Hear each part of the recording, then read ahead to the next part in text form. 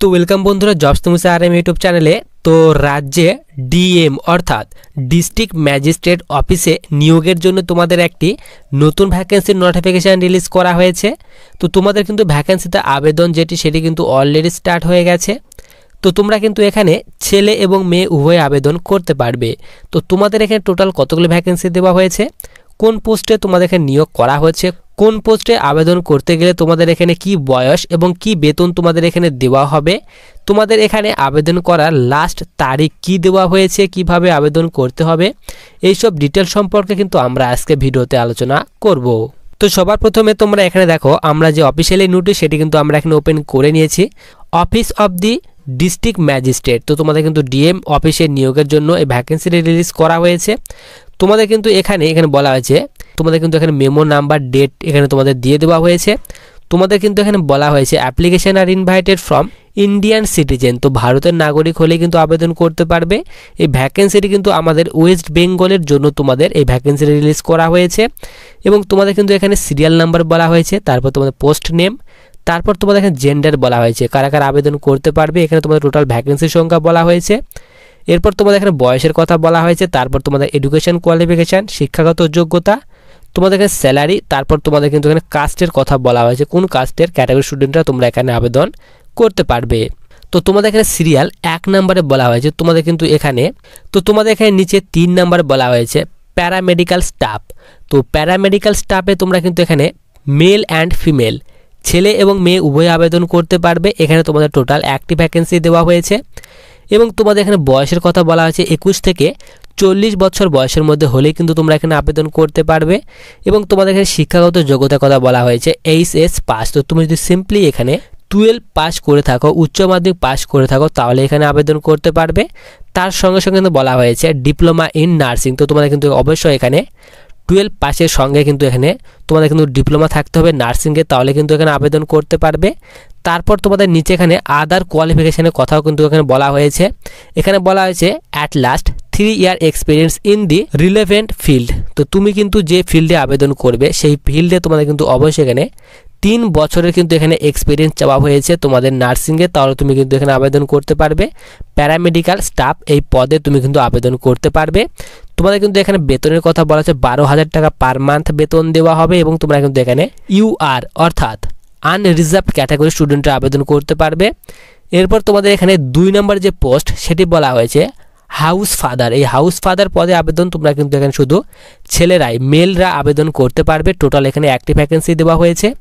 বয়সের কথা বলা আছে 21 থেকে 40 বছর বয়সের মধ্যে হতে হবে। এবং তোমাদের এখানে এডুকেশন কোয়ালিফিকেশান, শিক্ষাগত যোগ্যতার কথা বলা হয়েছে এইচএস পাস, সিম্পলি এখানে 12 স্ট্যান্ডার্ড পাস বলা হয়েছে, উচ্চ মাধ্যমিক পাস থাকলে আবেদন করতে পারবে।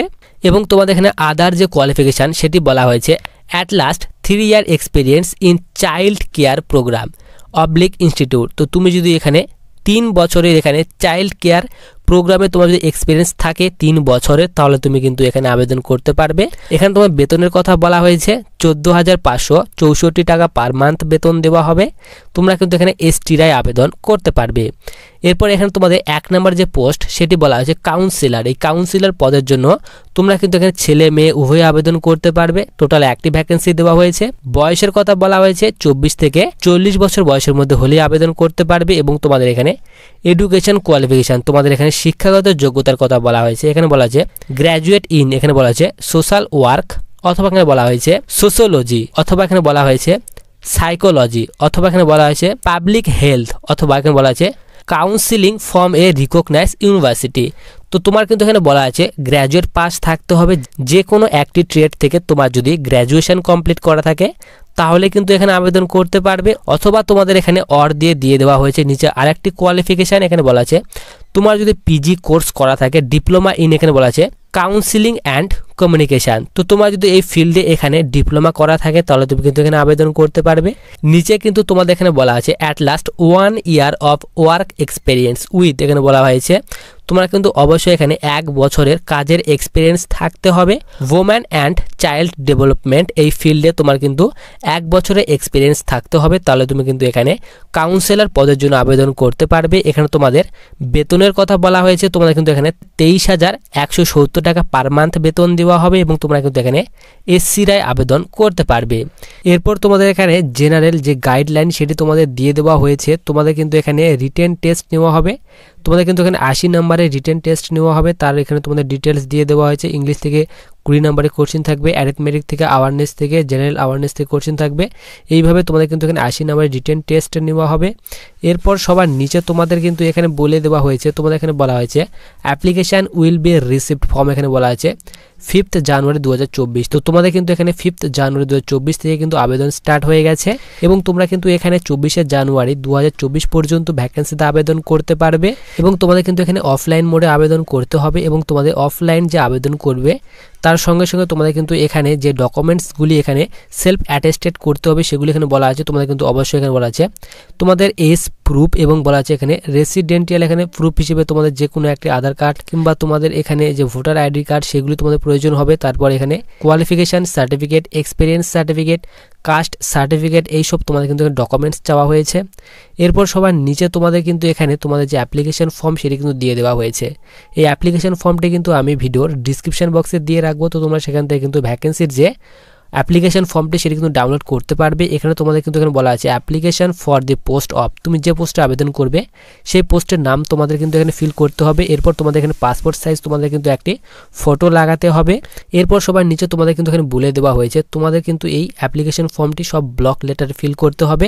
এখানে তোমাদের নাম, যারা আবেদন করবে তার নাম, তারপর তোমাদের এখানে গার্জেন নেম, তারপর তোমাদের যে অ্যাড্রেস সেটি কিন্তু ফিল আপ করতে হবে, ভিলেজ তোমাদের গ্রামের নাম, তারপরে পোস্ট অফিস তোমাদের ফিল করতে হবে, তুমি যে ব্লক থেকে বিলং করো ব্লক, মিউনিসিপ্যালিটি থেকে বিলং করে মিউনিসিপ্যালিটি, তারপর তোমাদের এখানে কর্পোরেশন, তারপর তোমাদের district, state, pin, email ID, তারপর তোমাদের এখানে মোবাইল নাম্বার, এইসব তোমাদের কিন্তু এখানে ফিল করতে হবে। নিচে তোমাদের কিন্তু এখানে এডুকেশনাল যে মাধ্যমিকের যে তোমাদের মার্কস সেটি কিন্তু এখানে তোমাদের ফিল আপ করতে হবে। তুমি লাস্ট এক্সাম যেগুলি দিয়েছো সেই এক্সামগুলি তোমরা কিন্তু নামও তোমরা কিন্তু এখানে লিখতে পারো, সাবজেক্ট লিখবে।